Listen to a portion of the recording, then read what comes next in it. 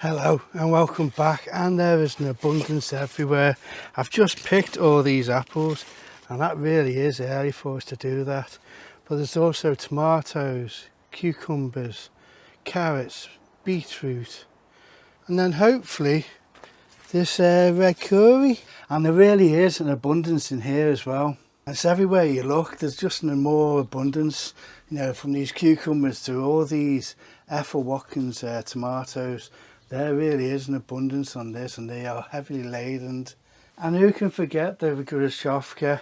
Again, this is another heavily laden one that I'm just going to harvest, both the Grushovka and the Ethel Watkins.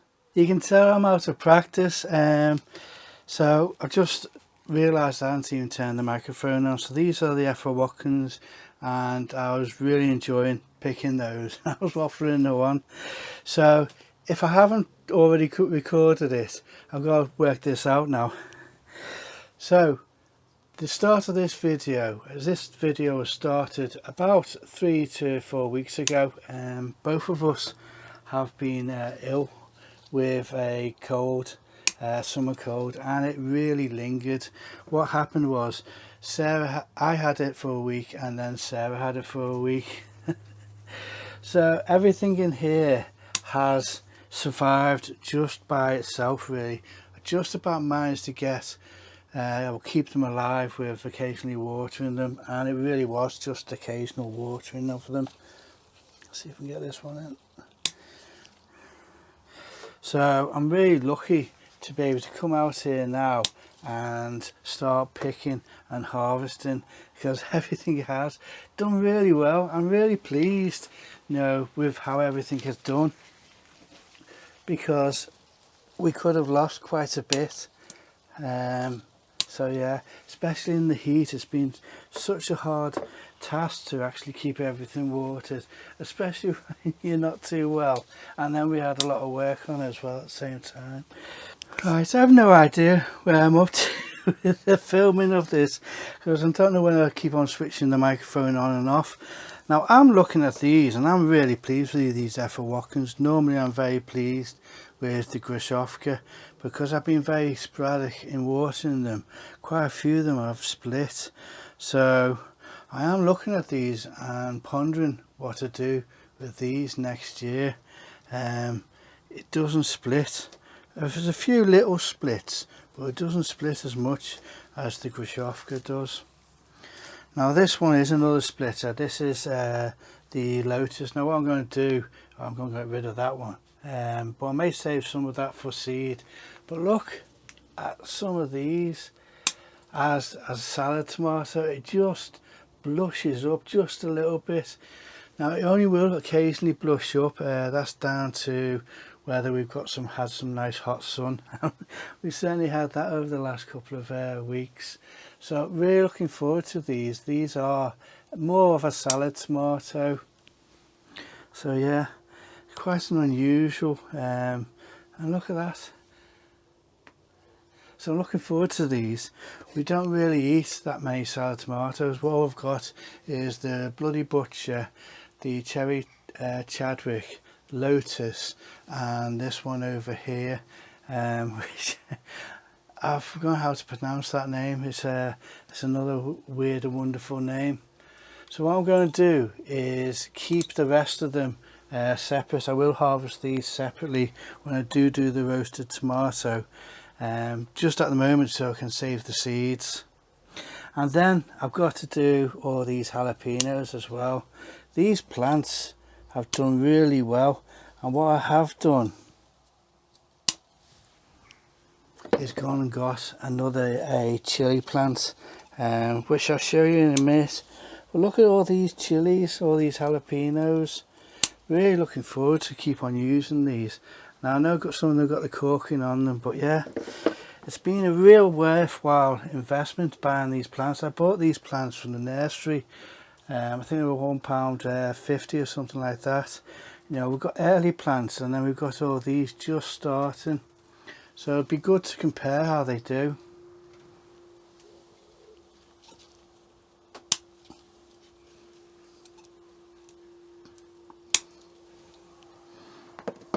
So this is another white habanero, and look at all those that are on there at the moment.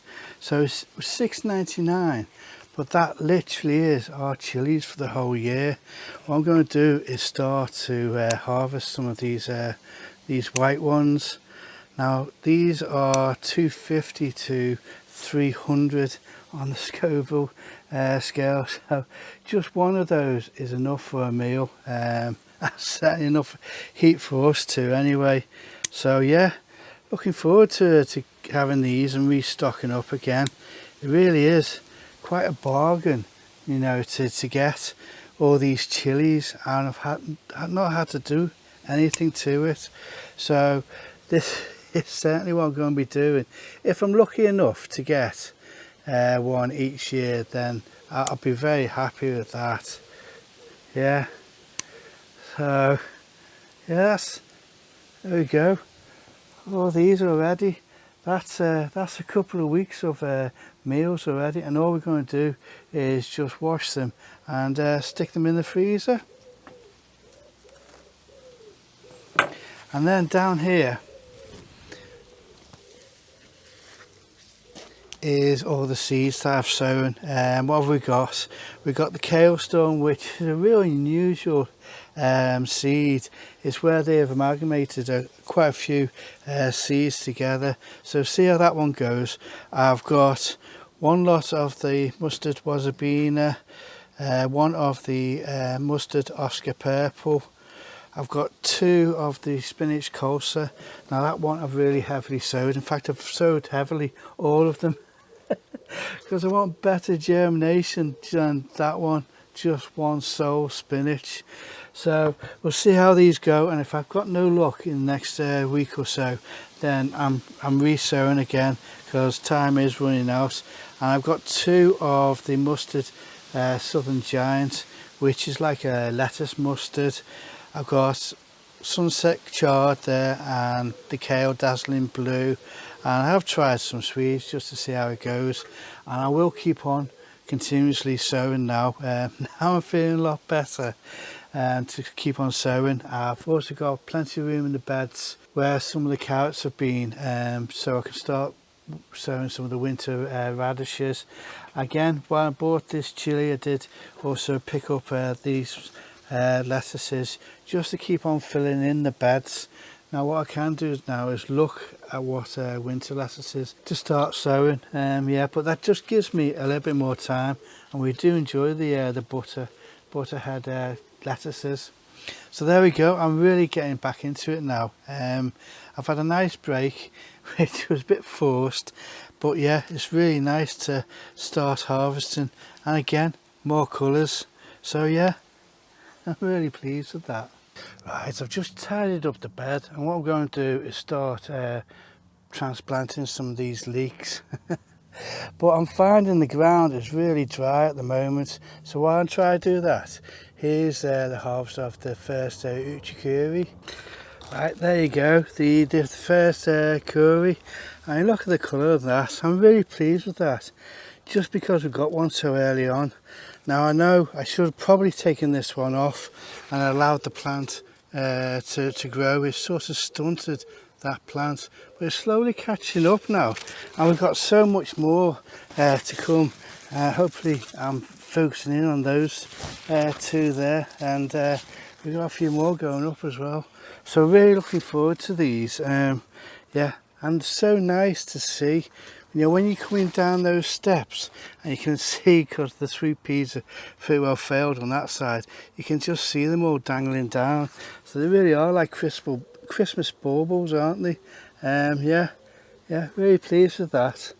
So we're back to present day now, and I'm looking at these, and we have got 1, 2, 3, 4, 5 more to harvest, and this one probably is going to be the next one to harvest.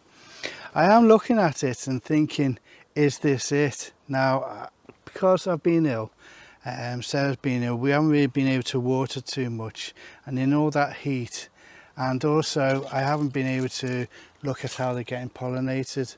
This one's another one that we've lost, and we've lost quite a few on here. So I've got to look at for next year pollinating them, because I could look at these and go, is this it? But I haven't looked after them, so I'm really pleased with what I've actually got, and I'm really looking forward to these, because these are quite a nice size.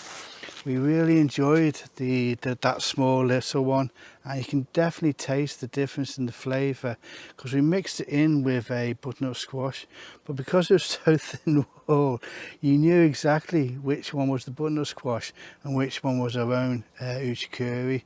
So we are really looking forward to trying these out, and hopefully next year I can look after things a lot better. And also Sarah now as well, because Sarah is really enjoying coming out here and picking things. So I'm all measured out, but what I'm finding is the ground is that dry, it just falls in on itself. I'm actually struggling here with the ground, it's really dry at the moment. So what else to go through, what else we've been harvesting. We've been really enjoying the carrots at the moment.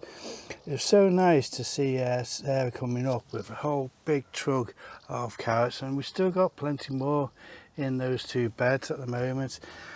And one of the things that we found really nice, both weren't too well, is to make a lot of different carrot soup. We had carrot and coriander and carrot and butternut squash soups, and we've still got quite a few of those in the freezer at the moment. So it's so nice to come and pick those fresh carrots, and they really did smell carroty. It just wasn't too well enough to film it, but it's also nice to see Sarah coming down and picking all this stuff as well, fresh, and she's really enjoying doing that at the moment. So we also obviously have plenty of courgettes, but these were also the first beetroots that we had. Right, next on the list is these beetroots. Now this one I should have picked quite a while back, but I was just waiting for a few more to get ready. So yeah, that one's actually split, so I'll go for a few more. That's not a good start. Let's try this one. There we go, we've got one at least. Let's go for this one as well. Alright, there we go. They're not the biggest of beetroots, but that'll do. That's a pity about that one. That one's split, but that's been pretty big for the last month or so. I should have picked it a lot earlier on, and with all the heavy rain and then all the dryness that we've had, it's not surprising. I'm really struggling. I can't get any holes made for the leeks. What I was going to do is, like I say, transplant them, and what I was going to try cutting the roots down as well, because there's a good amount of roots on them, but I've never had real good leeks, so hopefully this year I can do. So what I was going to try and do was actually cut the roots down to about 2 inches and see how that went. But there's no way I can make a hole in this, because it just falls back in on itself. So I really need to water this bed before doing this. So let me just show you these rat-tailed radishes. Right, so when I first started growing these, this is what I was expecting, and not the disaster that I had, or the learning lesson that I had back in May, June time. And these are really fiery, and we got a whole load of them. Now I was going to actually start moving these up to a bed up there on the flower beds, because there's so many flowers, and all the bees and the butterflies are all just coming around them. So there's a lot of pollinators, it's bringing in a lot at the moment. And yeah, all these little finger pods. Now what I'm going to do with these is I'm going to start harvesting these next week, just as the pods like this. Now that's probably just a little bit too young. They should be around about that size. But what I'm going to do is put those in with the jalapenos. I'm hopefully going to make my own little cowboy candy, because these are really hot So we'll have the mustard and hotness of that, and then the jalapenos as well. So I'm really looking forward to all that and see how that goes. Some of these greener ones I'm just going to discard those, but yeah, look at all these. This is what I wanted back in June, July, and like I say, these are really fiery as well. Right, so like I always say, I hope you enjoyed the video and I hope to see you again.